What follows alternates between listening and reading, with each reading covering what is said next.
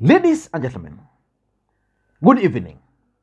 For those who are following this channel very closely, there is something which I said at the beginning of the year, that the 2027 general election is actually going to be determined this year, and that we are going to witness high voltage politics in 2023, and that Uhuru Kenyatta and Raila Odinga are actually going to give William Ruto serious political headache.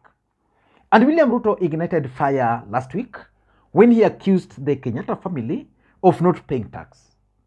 And today, Mama Ngina Kenyatta herself responded to William Samoei Arap Ruto and challenged Ruto to invoice her or even auction her property in case they are not paying tax.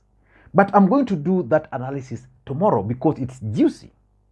But for now, I want us to look at a statement which Babu Owino issued today. And that statement, in my view, is also significant politically speaking, because according to Babu Owino, Uhuru Kenyatta and William Samoei Arap Ruto are still playing games on Raila Odinga. Let me just play it a bit. To be employed in... No, do you know, this is a long con game. This is the longest now. Do you know, Uhuru was the first person to be employed by Ruto. The first person to be employed in this country by Ruto was who? Uhuru. Would you employ your enemy as a peacekeeper? If you want to know the genuineness of this, number one, Uhuru to resign. Number two, let him come for our demonstrations and be at the forefront and say TB Mantialal. That I think will be proper. But without that, we are not kids. Babu Owino is not a kid. I'm an adult with 3 children, all grown-ups, and I'm capable of getting even 20 children in 1 hour. True or false? Yeah, so I'm not a child. Thank you. Now, that's Babu Owino. And by the way, I strongly believe that Babu Owino is going to be the next big thing in Kenyan politics, especially in Luo Nyanza, after Raila Odinga, because everything is moving in his favor.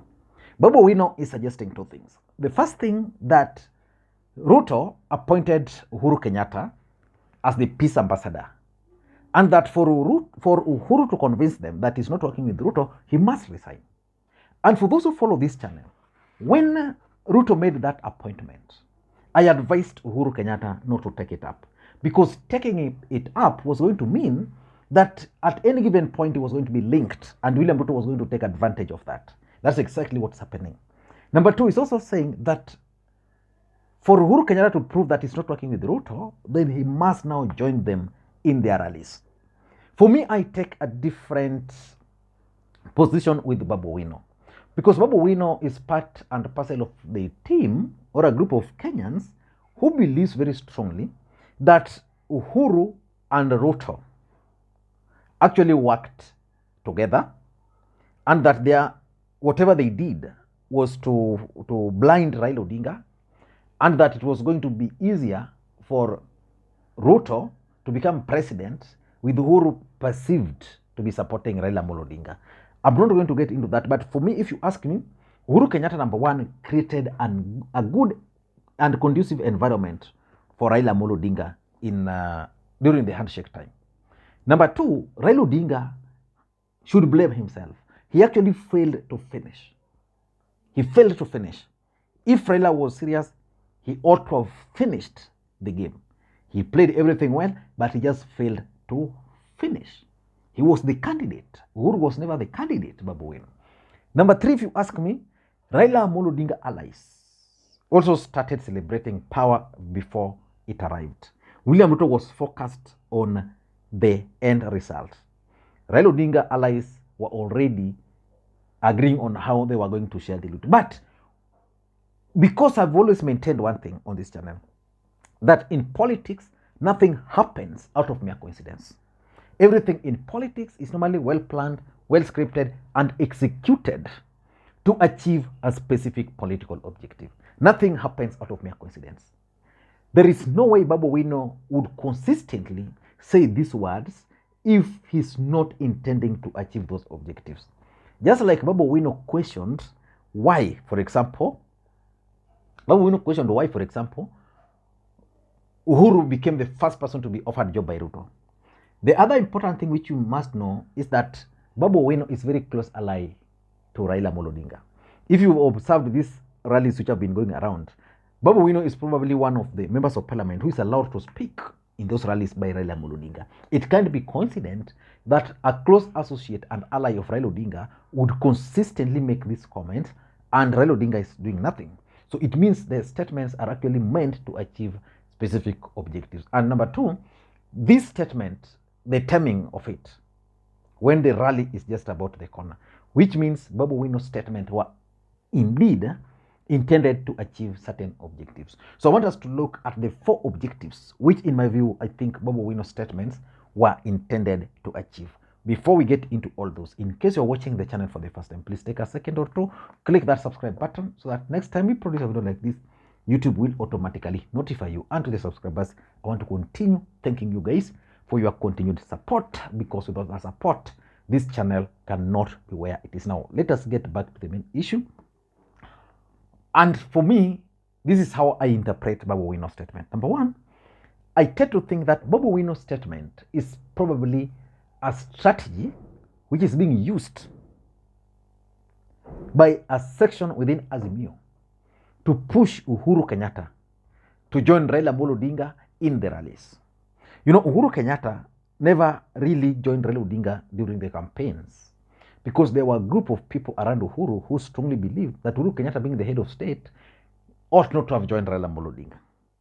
But right now, the way things are, he has no option. So Babu Owino is telling Uhuru Kenyatta all this so that he can actually then decide, okay, for me to prove that I'm not with Ruto, let me join the rallies. Then by joining the rallies, or even by resigning, if he resigns, if Uhuru Kenyatta were to take his pen and a paper and resign from AU, peace ambassador, whether Ruto gave him or not, if he were to resign today, then it will prove a point that indeed, kama Ruto ulinipea kazi and that's why you are mistreating me, then I've left it. It could be, my view, a strategy which a section around Raila Odinga are using. This section strongly believe that Uhuru is working with Ruto. So for them, Uhuru Kenyatta resigning and Uhuru Kenyatta joining them would confirm that indeed he's not with Ruto. That's number two. I'm also seeing it as part of Azimio's strategy, if you ask me, to counter the new propaganda which is being sponsored by Kenya Kwanza. I know you are wondering which propaganda. You know, Raila Odinga has been talking about tax. The way William Ruto was increasing taxes to an extent that Kenyans even branded William Ruto Sakayo.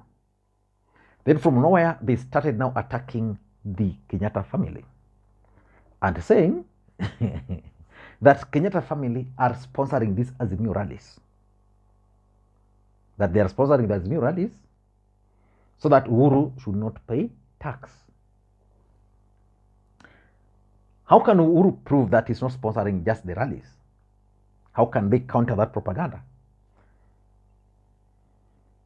Babu Owino attacks Uhuru Kenyatta. You know the mentality of Kenya Kwanza from the mountain. They then come and attack Babu Owino and shield Uhuru. So which means they'll then now get the opportunity to start attacking Raila and not Uhuru. They'll actually come and unite against Babu Owino or against Raila Odinga. By doing that, it means they're going to shield Uhuru from the attack so that they'll no longer blame Uhuru Kenyatta for sponsoring the Azimio rallies. That's for me. Number three, in my view, all this Babu is talking about could actually just be mistrust within Azimio. That's the fact is there's no trust in Azimio. Azimio guys don't trust each other. Those in ODM believes Uhuru is working with Ruto. Those in Ruto's camp probably, those in Uhuru's camp probably, they're just there. So that mistrust is manifesting itself through these comments. So that tomorrow, we don't know the kind of press conference which Jubilee will issue against Babu Owino. And those mistrust can only be cured if these guys will agree on a united front, either Uhuru Kenyatta to join them or not. And lastly, I also tend to think that Babu Owino could just be someone who is being used by Raila. That's why I began by saying he's a close associate of Raila Odinga. He could be used to test the reaction of the mountain. Can they really rally around Uhuru Kenyatta? Or is it possible that Uhuru Kenyatta is no longer influential? They can agree with Uhuru and Raila that let's me attack Uhuru Kenyatta, then we see how the mountain are going, the real mountain, how they are going to defend Uhuru, or whether they're just going to let Babu Owino attack Uhuru the way they've let Ruto attack Uhuru Mugai Kenyatta. I don't know what to think, but that's my take. For me, the politics of this country is taking shape. It's going to be interesting moving forward. So guys, let's just have our popcorns ready anytime, then we can proceed. Tomorrow we are going to deal with the issue of ngina Kenyatta. That's a juicy story. Thank you guys, and may you have a good day. Bye-bye.